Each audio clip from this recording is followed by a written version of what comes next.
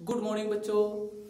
पिछले वीडियो में हम लोग देखे थे क्वाड्रेटिक इक्वेशन का बेसिक चीज देखे थे और उसमें एक मेथड हम नहीं बताए थे एक्स का वैल्यू निकालने के लिए, जो मेथड है फैक्टराइजेशन, जिसको कहते हैं हम लोग गुणनखंड मेथड। इसलिए नहीं बताए क्योंकि वह नाइन्थ में भी आता है, नाइन्थ में भी पढ़े होंगे एक्स का वैल्यू निकालने के लिए। फिर भी हम इसमें बताएंगे, उसका यूज करेंगे, उसमें भी बताएंगे। चलिए आज का इस वीडियो में हम लोग पढ़ेंगे एक्सरसाइज एनसीईआरटी का एक्सरसाइज स्टार्ट करेंगे। और क्वाड्रेटिक इक्वेशन का पहला एक्सरसाइज 4.1 से स्टार्ट करेंगे, ठीक ना बाबू। चलो क्वेश्चन हम लिख दिए हैं, ताकि क्वेश्चन लिखे तो टाइम ज्यादा लगेगा। चलो देखो क्वाड्रेटिक इक्वेशन हिंदी यहाँ इसका हो जाएगा, बाबू दिखाती है समीकरण, दिखाती है समीकरण। चलो देखो पहला क्वेश्चन क्या है बाबू, जांच कीजिए कि क्या निम्न द्विघात समीकरण है। यानी बताना है बाबू, यहाँ जो क्वेश्चन दे रखा है, क्या यह क्वेश्चन जो है द्विघातीय समीकरण है या नहीं है, ठीक ना। तो हम इसको कैसे पहचानेंगे बच्चे, तो पहचानने का तरीका हम बताए हैं। जो समीकरण x² plus bx plus c बराबर 0, जो समीकरण इस रूप में रहेगा वह द्विघातीय समीकरण होगा बच्चे। या फिर ax² प्लस में c इक्वल टू में 0, या तो इस रूप में रहेगा बाबू, तो वो भी द्विघातीय समीकरण कहलाएगा। तो यहाँ हम इसको सॉल्व कर लेते हैं, पहले सॉल्व करके देखते हैं कि क्या वह द्विघातीय समीकरण इस रूप में आता है या नहीं आता है। जो आएगा वह द्विघातीय समीकरण होगा, जो नहीं आएगा वह द्विघातीय समीकरण नहीं होगा। चलो इसकी रेस करते हैं और हम लोग ना बाबू स्टार्ट करते हैं बनाने के लिए, ठीक। चलो पहला क्वेश्चन हम यहाँ से उठाते हैं। पूरा क्वेश्चन नहीं लिए हैं क्योंकि सब एक ही टाइप का है, तो हम बता दें आपको एक बार फिर से। जो सिमिलर क्वेश्चन रहेगा, एक टाइप का क्वेश्चन रहेगा, उसमें से 2-3 क्वेश्चन बताएंगे, बाकी आप लोग बनाइएगा। चलो पहला क्वेश्चन है बाबू, x प्लस 1 का होल स्क्वायर इक्वल टू में दिया हुआ है बच्चे 2 इंटू एक्स माइनस में 3। देख लो क्वेश्चन दिया हुआ है, तो बाबू इसको a प्लस बी का होल स्क्वायर से ब्रेक करेंगे, है ना बाबू। इसको मान लेते हैं बच्चे a मान लेते हैं, और इसको मान लेते हैं बाबू b मान लेते हैं, यानी a प्लस बी का होल स्क्वायर। आप तो स्मार्ट बच्चे हो ना बाबू, तो आपको तो पता है a square plus b square plus में 2ab होता है बाबू। तो यहाँ ना, यहाँ इसी का अनुसार सजा देते हैं बाबू, बराबर में a प्लस बी का whole square, a plus B का whole square means a square. तो a स्क्वायर कहे तो बाबू x का होल स्क्वायर, प्लस में b स्क्वायर कहे तो बाबू 1 का स्क्वायर, प्लस में 2ab, 2 तो फॉर्मूला में है, a का वैल्यू है बच्चे x है, b का वैल्यू बता दो बाबू 1 है, इक्वल टू देखो a square plus b square plus 2ab equal to कोष्ट हटेगा बाबू, तो 2 से तो मल्टीपल ना होगा बच्चे, तो 2 को x से मल्टीपल करेंगे बाबू, तो ये हो जाएगा 2x माइनस में 2 3 6 हो जाएगा बच्चे। अब एक काम करते हैं ना, सबको वन साइड शिफ्ट करते हैं, मीन्स ये वाला जो पार्ट है ना बाबू, इसकी इधर लेके आ जाते हैं। ये हो जाएगा एक्स स्क्वायर प्लस में 1 हो जाएगा, प्लस में ये हो जाएगा बाबू 2x। बाबू यहाँ देखो ना 2x इधर लेके आते हैं, तो 2x बाबू यहाँ ना माइनस है, इधर आएगा तो बाबू प्लस हो जाएगा, बराबर में 0। और यहाँ देखो ना 2x कैंसिल हो जाएगा, प्लस माइनस है, और देखो बाबू ये हो जाएगा एक्स स्क्वायर, और यहाँ प्लस 1 है, 1 और 6 7 हो जाएगा, प्लस में 7 इक्वल टू 0। तो देखो बाबू इसको, और आप बताओ कि क्या यह समीकरण आपको दिख रहा है, क्या यह द्विघातीय समीकरण है। एकदम बिल्कुल है। क्यों बाबू, क्योंकि ये जो समीकरण देख रहे हो बाबू, यह किस रूप में लाइज कर रहा है बाबू, a x square plus c बराबर 0। इस रूप में है ना बाबू, तो आपको पता है ना अगर इस रूप में रहेगा तो वह समीकरण द्विघातीय समीकरण कहलाता है। ठीक ना बाबू। चलो तो ये जो होगा बच्चे ये क्या है, अतः इसको लिख सकते हो बाबू, ये समीकरण है, कौन सा समीकरण है, द्विघातीय समीकरण है, द्विघातीय समीकरण है। तो ये सब लिख लेना आप लोग, ठीक ना ये सब। चलो नेक्स्ट क्वेश्चन देखते हैं बच्चे, इसकी रेज कर देते हैं। नेक्स्ट क्वेश्चन देखो, सेकंड नंबर है बाबू एक्स स्क्वायर माइनस में 2x इक्वल टू माइनस में 2 इंटू 3 माइनस एक्स। बाबू देखो तो ये जैसा वैसा ही रखते हैं बराबर। बाबू इसको ना मल्टीपल कर देते हैं। बाबू देखो 2 से 3 को मल्टीपल करेंगे, उससे पहले देखो यहाँ साइन है, माइनस है, और यहाँ कुछ नहीं तो प्लस रहता है, तो पता है आपको। ठीक है, माइनस प्लस माइनस, 3 दूनी 6 होगा ना बाबू, माइनस माइनस प्लस कितना होगा बच्चे 2x। चलो देखो तो बाबू आगे ये एक्स स्क्वायर हो जाएगा बाबू ना, माइनस में 2x बाबू इसकी इधर लेकर आ जाओ तो प्लस है ना बाबू, इधर आएगा तो माइनस होगा बच्चे, और इसकी इधर लेके आ जाओ तो माइनस है तो यहाँ पर प्लस हो जाएगा, बराबर में 0 होगा बाबू। चलो ये जैसा है वैसे ही रखते हैं, माइनस और माइनस प्लस, 2 और 2 कितना हो जाएगा बाबू 4x प्लस में 6 इक्वल टू में 0 हो जाएगा बच्चे। अब इसको देखो बाबू, देखिए और बताइए कि क्या यहाँ जो समीकरण दिख रहा है या द्विघातीय समीकरण है कि नहीं, है ना बाबू। तो ये भी क्या होगा बाबू, द्विघातीय समीकरण होगा, क्योंकि ये किस रूप में है, ax स्क्वायर प्लस में bx प्लस में c बराबर में 0।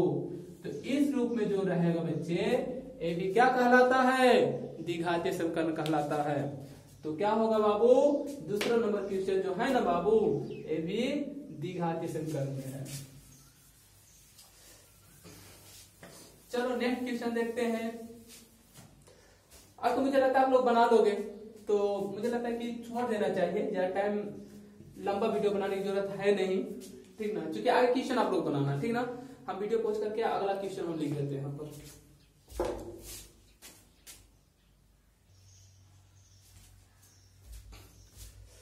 तो देखो बच्चों क्वेश्चन दिया है दूसरा नंबर क्वेश्चन, पहला नंबर क्वेश्चन हम लोग सॉल्व किया, दूसरा देखते हैं। कह निम्न स्थितियों को द्विघात समीकरण के रूप में निरूपित कीजिए। यानी यहाँ दूसरा नंबर क्वेश्चन में 1 2 3 करके ऐसा दे रखा है क्वेश्चन, और कह रहे सभी क्वेश्चन को आप द्विघातीय समीकरण के रूप में लिखिए।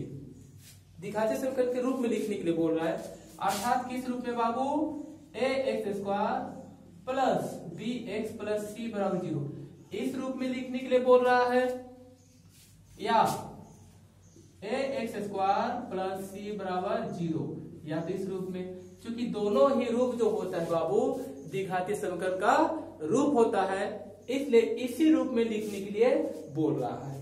ठीक ना बाबू, यही बोल रहा है बाबू द्विघातीय समीकरण के रूप में निरूपित कीजिए, यानी इस रूप में लिखिए। चलो क्वेश्चन देखते हैं, पहला नंबर क्वेश्चन।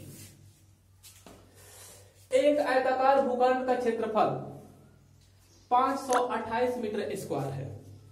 एक आयताकार भूखंड है बच्चे, इस तरह से कोई आयताकार है और इसका क्षेत्रफल दिया हुआ है बाबू, ए मतलब एरिया, इस क्षेत्रफल दिया हुआ है बाबू 528 मीटर स्क्वायर दिया हुआ है। ठीक ना बाबू, एक आयताकार भूखंड है जिसका क्षेत्रफल दिया है 528 मीटर स्क्वायर। चलिए तो हो गया, आगे बढ़ते हैं।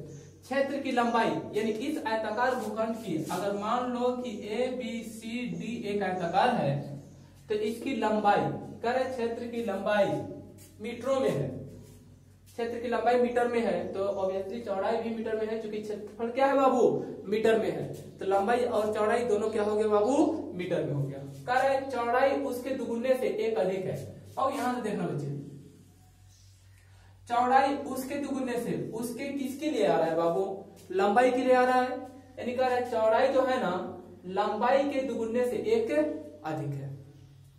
चौड़ाई जो है बाबू लंबाई के दुगुने से एक अधिक है बोल रहा है बाबू, ठीक ना बाबू। तो हमें भूखंड की लंबाई और चौड़ाई ज्ञात करनी है, ठीक ना, यानी लंबाई और चौड़ाई भी निकालने के लिए बोल रहा है। तो एक काम करते हैं ना, हम लोग इसको पहले दिखाते समीकरण के रूप में लिख लेते हैं। चलो देखते हैं। तो अगर एक रिलेशन दिया बाबू, चौड़ाई जो है ना, चौड़ाई जो है ना बाबू लंबाई के, यहाँ चौड़ाई b दिए हैं, वृत्त दिए हैं, b मतलब चौड़ाई को रिप्रेजेंट कर रहे हैं और l जो है लंबाई को सूचित कर रहे हैं, ठीक है बाबू। तो कह रहे हैं चौड़ाई जो है लंबाई के दुगुने से एक अधिक है बोल रहा है। अरे उसमें देखो एक रिलेशन दिया ना लंबाई और चौड़ाई के बीच में, और रिलेशन क्या बच्चे, चौड़ाई जो है बाबू लंबाई के दुगुने से एक अधिक है। अब ये दोनों में से किसी एक को मान लो ना। अब हमें पता ही नहीं है कि लंबाई का वैल्यू कितना है और चौड़ाई कितना दिया है, नहीं पता है, तो ये दोनों में से किसी एक को मान लेते हैं। अगर हम मान लेते हैं बाबू लंबाई को मान लेते हैं x, ठीक है बाबू।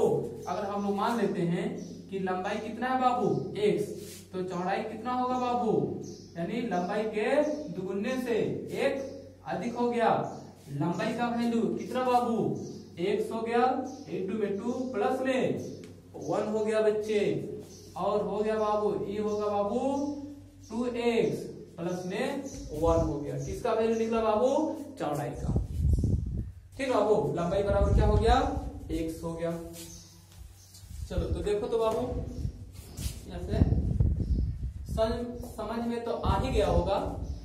तो काम कर देना कि हम ना लैंग्वेज ज्यादा नहीं लिखते हैं क्योंकि वीडियो लंबा जाएगा, ठीक है। आप तो समझ ही लिए हैं, तो डायरेक्ट शॉर्ट में लिख देते हैं कि माना कि आयताकार भूखंड की लंबाई मीन्स L बराबर कितना बाबू x, और तो चौड़ाई कितना होगा बाबू, चौड़ाई बराबर कितना है बाबू, लंबाई के दुगुने से एक अधिक है, और लंबाई कितना है बाबू x है, इंटू 2 हो गया प्लस में 1 हो गया बाबू, अर्थात ये हो गया 2x प्लस 1। ये वैल्यू निकला बाबू चौड़ाई का। अरे बस में तो यहाँ देखो लंबाई बराबर हम लोग मान लिए थे, x मान लिए थे, लेट कर दो आप, ठीक ना, और चौड़ाई निकल कर आ गया बाबू 2x प्लस 1 आ गया। अरे बस में अब चलते हैं प्रश्नानुसार, यानी अकॉर्डिंग टू क्वेश्चन। एक काम करते हैं ना, इसको हम हटा दें, ये रहने देते, चलो यहाँ करते हैं।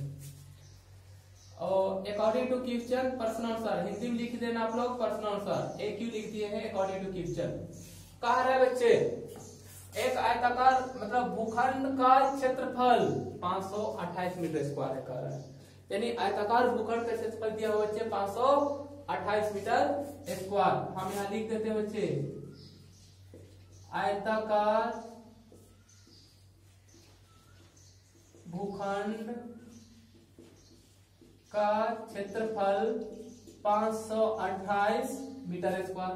और आयताकार भूखंड का क्षेत्रफल क्या होता है बच्चे, लंबाई गुने में चौड़ाई, इंग्लिश लेटर लिख दे रहे, छोटा होगा इसलिए, बराबर 528।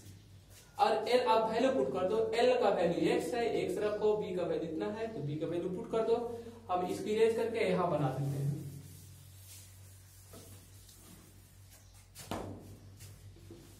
चलो देखते हैं बच्चे, L का वैल्यू हो गया बाबू x हो गया, इंटू में चौड़ाई देखो यहाँ निकाल कर लेकर आए हैं बाबू 2x प्लस 1, तो यहाँ पोस्ट में कर देते हैं 2x प्लस 1 इक्वल टू में 528 हो गया बाबू।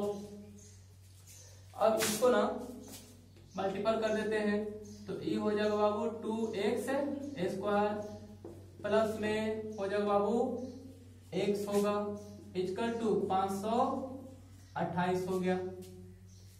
शिफ्ट कर देते हैं one side, 2x square plus में x माइनस में 528 इक्वल टू में 0। अब इस समीकरण को देखो बाबू, क्या इस समीकरण जो है क्या इस रूप में है बाबू? A X square plus B X plus C बराबर 0। अरे उसमें इस रूप में है, ठीक है बाबू। इस क्वेश्चन को कह रहा है कि आप दिखाते समीकरण के रूप में लिख लीजिए। तो दिखाते समीकरण यही ना होगा बाबू, A X square plus B X plus C अर्थात 2x square plus X minus 528 equal to 0। तो ये हम लोग का हो जाएगा बाबू फाइनली आंसर हो जाएगा, राइट। ठीक है बाबू, नेक्स्ट अगला क्वेश्चन देखते हैं।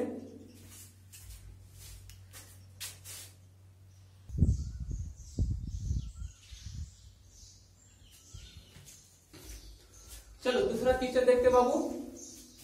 कह रहा है दो क्रमागत धनात्मक पूर्णांकों का गुणनफल 306 है। तो कह रहा है हमें पूर्णांक को ज्ञात करना है, ठीक है बाबू। यानी दो क्रमागत, यहाँ क्रमागत क्या होता है बच्चे? क्रमागत का मीनिंग होता है बाबू यानी लगातार संख्याएं, ठीक ना। जैसे 1 के बाद 2, 2 के बाद 3, यानी दो संख्या की बात कर रहा है तो दोनों संख्या लगातार होना चाहिए। जैसे 4 5 6 7 8 9, मतलब जो भी डिजिट हो बाबू, जो भी संख्या हो वो क्या होना चाहिए बाबू? लगातार होना चाहिए। कह रहे दो क्रमागत धनात्मक पूर्णांकों का गुणनफल 306 है और उन लगातार संख्याओं को गुणा किया जाता है तो 306 आता है, ठीक है बाबू। तो कह रहे हमें पूर्णांक ज्ञात करना है, ठीक है। तो देखो यहाँ पर तो वह क्रमागत कौन सी संख्या है हमें पता नहीं है, तो हम लोग मान लेते हैं, माना कि, ठीक है बाबू, यहां लिख देते हैं थोड़ा सा, माना कि पहला धनात्मक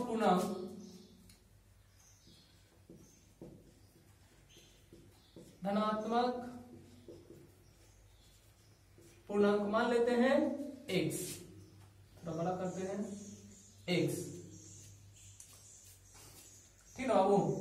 तब दूसरा क्या होगा बच्चे? तथा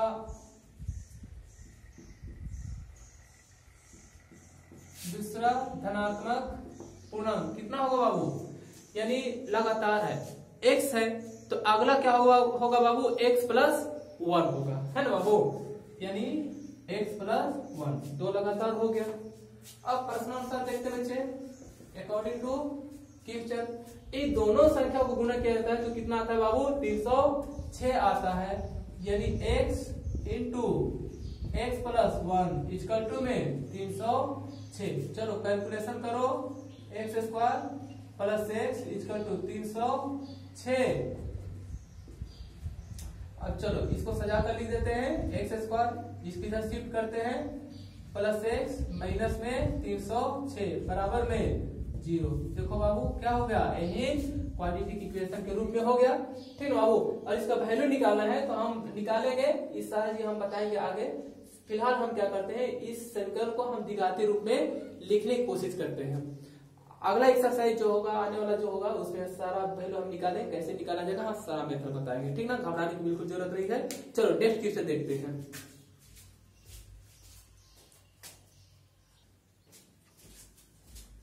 चलो देखते हैं बाबू नेक्स्ट क्वेश्चन। दूसरा का तीसरा नंबर सवाल है। क्या है? रोहन की माँ उससे 26 वर्ष बड़ी है, यानी रोहन की मम्मी यानी रोहन की माँ का जो एज है बाबू अपने बेटे से 26 वर्ष से अधिक है, ठीक ना। फिर कह रहा है उनकी आयु का गुणनफल अब से 3 वर्ष बाद, मतलब प्रेजेंट आयु जो है वहां से 3 साल बाद 360 हो जाएगी। तो बताना है बच्चे रोहन की वर्तमान आयु क्या है, ठीक है। क्वाड्रेटिक इक्वेशन में लिख देते हैं और इसको बता भी देते हैं, इसका वैल्यू निकाल लिया जाए, पूछ रहा है तो। और उससे पहले हमने तो निकाले नहीं, अच्छा ठीक, हम यहाँ आइडिया दे देंगे, आप लोग निकाल लीजिए उसको। चलो देखते हैं सॉल्यूशन। बहुत देखो एक रिलेशन दिया हुआ है, ठीक है। वो रिलेशन किसका है बच्चे? रोहन और उसकी मम्मी के बीच में रिलेशन है। क्या है रिलेशन बाबू? तो देखो रोहन की माँ उससे 26 वर्ष से बड़ी है, तो मम्मी का जो आयु है यानी एम फॉर मदर, ठीक ना बाबू। माँ की जो आयु है रोहन की आयु से 26 वर्ष से अधिक है। तो यही तो रिलेशन है बाबू। माँ की जो आयु है बाबू, यानी वर्तमान आयु जो है रोहन के वर्तमान आयु से 26 वर्ष से अधिक है। अब यदि अब इन दोनों में से किसी का आयु आप मान सकते हो, कोई दिक्कत नहीं है। अगर माता की आयु रोहन से 26 वर्ष अधिक है तो रोहन की आयु जो होगा मम्मी के आयु से 26 वर्ष कम होगा, भिन्न होगा बाबू। तो जो मानना है आप मान सकते हो, कोई दिक्कत नहीं है। ठीक है, आप देखना उसको मानना जिससे क्वेश्चन बनाने में आसान होगा थोड़ा। चलो मान लेते इसको x, यानी रोहन की आयु मानिए बाबू x, तो मम्मी की आयु कितना होगा बाबू, x प्लस में 26 होगा। समझ में है ना? ठीक ना? तो यहां देखो क्या मानते हैं, और माना कि ठीक ना, डायरेक्ट मान लेते हैं, डायरेक्ट कर लेते हैं। माना कि रोहन की आयु मान लेते हैं बाबू x, क्या बच्चे वर्तमान आयु है, वर्तमान आयु रोहन की वर्तमान आयु x वर्ष है, तो उसकी मम्मी का वर्तमान आयु कितना होगा बाबू, x प्लस 26। इन दोनों का वर्तमान आयु है बच्चे, वर्तमान आयु है। ठीक है, आप यहाँ लिख लेना, माना कि रोहन की आयु और मम्मी की आयु लिख लेना, कोई दिक्कत नहीं है। ठीक है, अब पूछ रहा है बाबू, अब बोल रहा है कि देखो उनकी आयु का गुणनफल अब से 3 वर्ष पश्चात 360 में, यानी कह रहा है कि अब से मतलब अभी प्रेजेंट में जो टाइम है यहां से 3 साल बाद, 3 साल बाद यानी दोनों के आयु का गुणनफल 360 हो जाएगी। ठीक ना? तो अभी दोनों का वर्तमान आयु इतना है, यानी रोहन की x और माता का कितना x प्लस 26। तो 3 साल बाद की आयु निकाल लेते हैं यहां से। ठीक ना? या यहां लिख लो, एक काम करो, स्थिति 1 करते हैं यहां पर, या केस 1 करो। ठीक ना? दूसरा देखते हैं, केस 2 करते हैं। और देखो दोनों के आयु का गुणनफल 360 होगा। कब होगा बाबू, 3 साल बाद। तो रोहन का वर्तमान आयु अभी x है बच्चे, तो 3 साल बाद कितना होगा, x प्लस 3 ना होगा बाबू। मान लो कि अभी आपका आयु 15 वर्ष है, तो 3 साल बाद कितना होगा बच्चे, 18 होगा ना, क्योंकि वर्तमान आयु में आने वाला जो टाइम है बच्चे उसको क्या करोगे, जोड़ दोगे। और 3 साल बाद की आयु का गुणनफल होना चाहिए, तो मल्टीपल कर दिए। इनटू में माता की आयु, प्रेजेंट आयु कितना है बच्चे, x प्लस 26 है ना बाबू, x प्लस 26, तो 3 साल बाद की आयु कर देंगे 3। अब देखो दोनों के आयु का गुणनफल हुआ, लेकिन 3 साल बाद की आयु का हुआ, बराबर में हो जाएगा बच्चे, कितना होगा बाबू, 360 होगा। चलो इसका कैलकुलेशन करते हैं, एक लाइन लिख देते हैं बाबू आगे, x प्लस 3 इंटू में x प्लस, इसको जोड़ देंगे ना बाबू, तो 29 इक्वल टू 360 हो गया बच्चे। चलो देखते हैं, x को x से गुना करोगे x स्क्वायर होगा, x को 29 से गुना करोगे 29x होगा, 3 को x से गुना करोगे 3x होगा, और 3 को 29 से गुना करोगे तो देखो बाबू 9 3 का 27 होगा, और 3 दूनी 6 और 2 8 हो जाएगा, बराबर में हो गया बाबू 360 हो गया।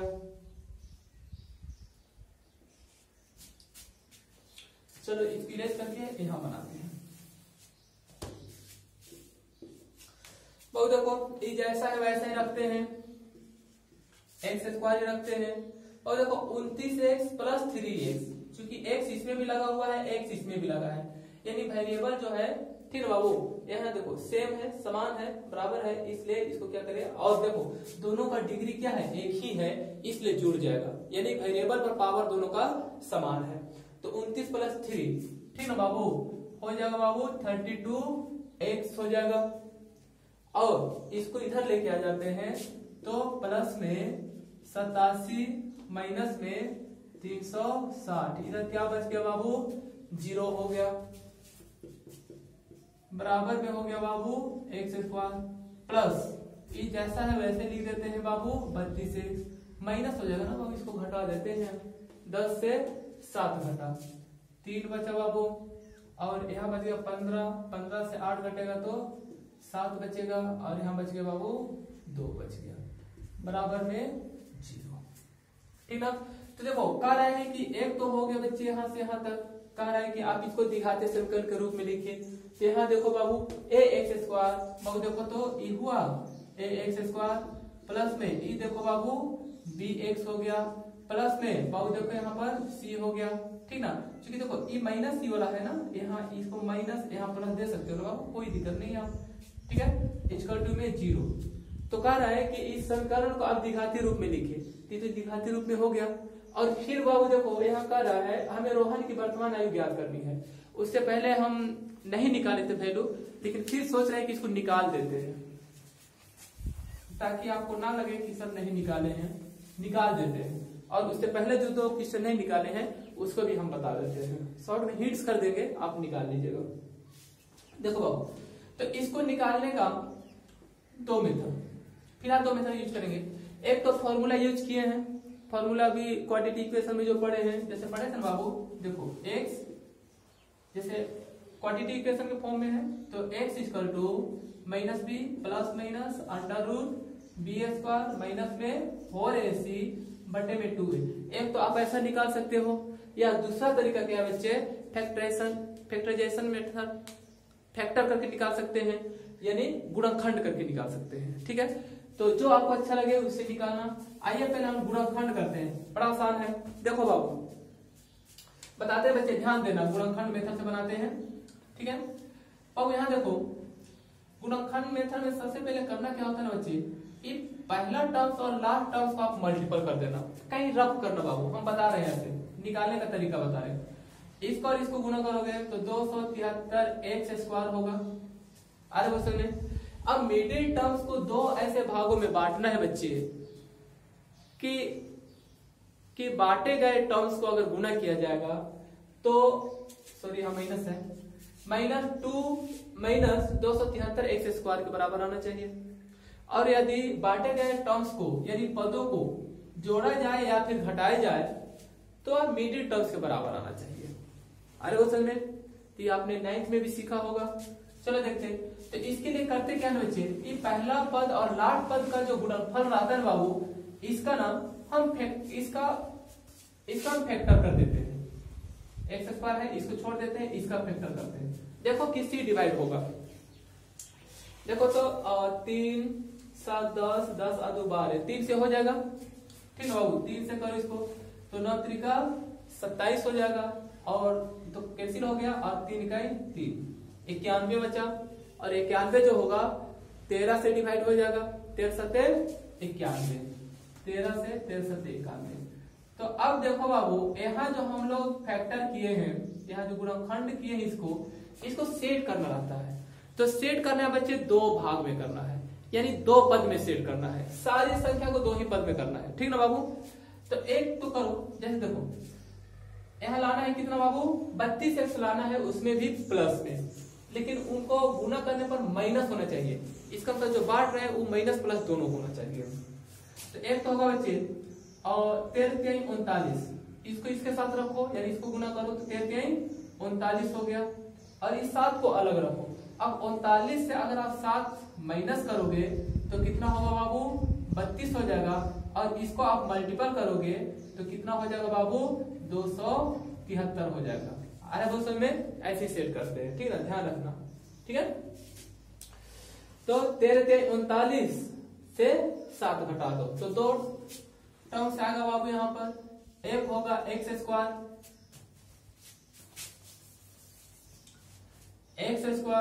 प्लस में होगा बाबू यहाँ 39x। ठीक ना बाबू, और यहाँ देखो यहाँ 32 लाना है बाबू, तो 7 क्या करेंगे बाबू, माइनस कर देंगे, और ये दोनों गुना करेंगे तो इतना आ जाएगा बाबू 273, प्लस माइनस माइनस आ जाएगा, माइनस में 273 इक्वल टू में 0 हो जाएगा। देखो बाबू अब इन दोनों टर्म्स को एक साथ रखो और इसको